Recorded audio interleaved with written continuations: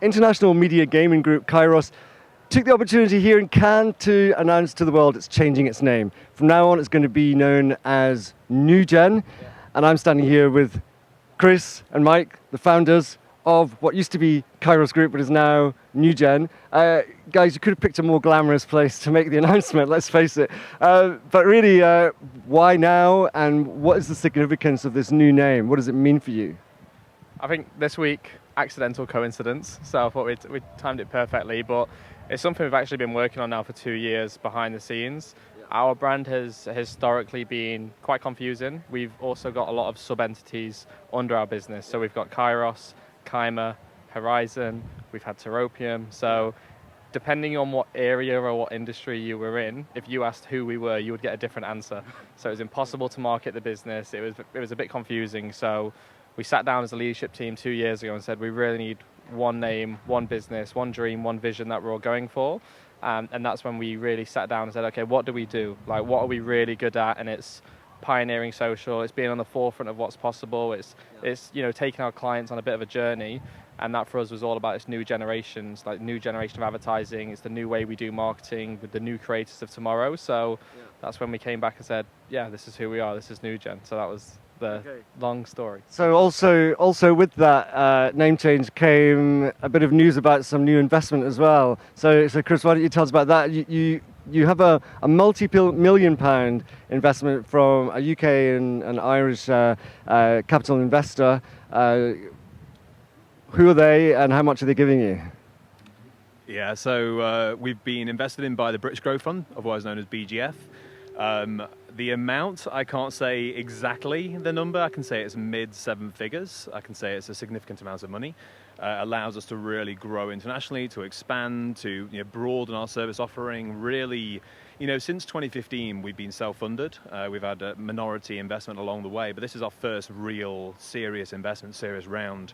And it really just allows us to take what is a working model, what is a successful business, reposition, remodel, and now take it to the next level. And that's really what this is about for us. So super, super exciting. And as I say, BGF have been phenomenal. So. Okay, so you say take it to the next level. What exactly does that mean? What does it look like? I mean, that comes in a multitude of different ways, be it technology, be it international expansion. I mean, I think the international expansion piece is important because we're privileged to work with some of the biggest brands in the world, but also some of the world's biggest creators as well. And our business is uniquely positioned that 50% of our revenue is brands and 50% is also the world's biggest creators as well. So find me another agency who can tell you that. And I think, again, that's what BGF got so excited about, and about what we're excited to bring this fusion of media, of creative, of influencer to the market. So yeah, I mean, you can speak a lot more about our growth plans with the investment as well. Yeah, so I mean, you mentioned international. Are there any particular areas top of the list that are going to be first that we should be looking at? I think for us, US, we already have a small US presence and we want to do a lot more in America, but also the repositioning and rebranding allows us to do a lot more than gaming, because everyone assumes we're a gaming agency, how our website is positioned, our backgrounds, but actually 60% of our revenue isn't gaming. We've really taken that initiative over the last couple of years to take the knowledge and the insight that we get from gaming, which is like sub-communities and really hyper-targeted, but then deploy that in different areas, whether that's on TikTok, whether it's really targeted genres. So for us, it's also allowing ourselves to do a lot more than gaming as well. Gaming will still remain like a key pillar, and it is the heritage of the business, but actually the majority of our business isn't gaming now. So we really want to make sure the business is positioned correctly, instead of us always just being on the back foot a little bit and trying to take clients on a journey so they just understand what we are, as soon as they land on the website. But, America will definitely be the first one that we continue to try and crack. It's a bit of a beast by itself, and then we'd love to be in Asia eventually as well. So as you said, gaming's not the main part of the business anymore. So do you have an eye on what area, new areas, are going to be the mainstay of your business in future? Yeah, and I think, so what we've really done in the last couple of years is a lot of more social work. We used to just be gaming influencers. That is what we did day in, day out. Now in the last couple of years, it's a lot more like social media management, reactive content, trends as well. Like, what we think we're really good at is tapping into culture, tapping into communities, and what is now popular, but also in 2-3 years, what's going to be popular. So ensuring we're putting those ideas to our brands, getting into maybe new platforms quicker than our competitors, make sure our brands are there, first to market as well. So for us, it's about taking that gaming knowledge and gaming insight that we've got, and then maybe that Discord community could be a Reddit community, could be a TikTok community. So it's really taking the brands on a journey of advertising on different platforms that normally they historically, might not have been front and center. Yeah, I mean, it's a great place to be talking to brands if you want to get them all in one place. That here in Canada, are you having or planning any conversations this week to hear what sort of questions they're asking, and what are they asking you guys of this space? Yeah, I mean, no, we are. We're very much here to speak to brands, speak to fellow agencies. I mean, we work with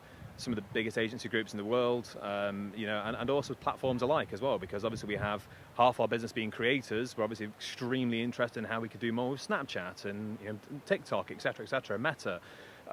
But absolutely, we are here to do a lot of brand meetings, broader conversations as well. And I think what we're seeing with the bigger brands that we're speaking to is that while they're extremely happy with their existing retained global agencies, be it an Omnicom, be it a WPP, or whatever it may be, this emergence of the specialist social creative agency and what we're really here to do, which is to propel brands on social, to create social first advertising, and also to utilize influencers and creators in ways that many other influencer agencies aren't even thinking about.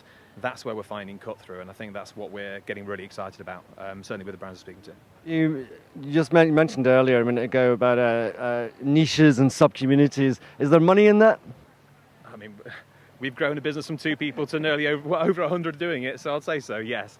But it is very much about, from a brand level, like, you can put a TV advert up and you're going to reach absolutely everybody and anybody. But what brands are really looking into is through the line targeted advertising, and really trying to understand how do we go after the specific audience that we're really interested in, that are going to be hyper passionate about our product.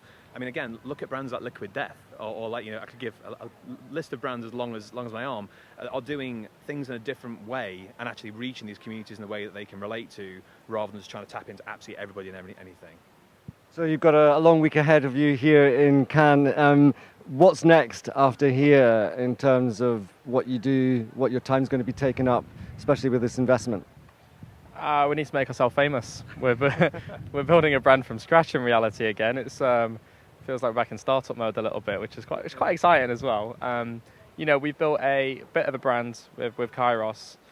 It's kind of a fresh start for us. So there's a lot of people that we need to take on that journey. So for us, it's all also about we need to become famous for what we actually do. So our work has done a lot of the talking for the past couple of years, not our brand, not our business. Because Kairos has been probably a little bit in the shadows a little bit, and we put our work front and center. And now I think we need to do what we do for our clients and actually make ourselves a little bit more famous as well. But yeah, for us, it's a lot of focusing on building our tech out, continuing to expand the clients, continue to expand in America, and just do really bloody good work, as that's what we'll become more famous for. So that's what we need to focus on. Well, best of luck, Chris, Mike of NewGen. Yeah. Good luck with it. Thank you.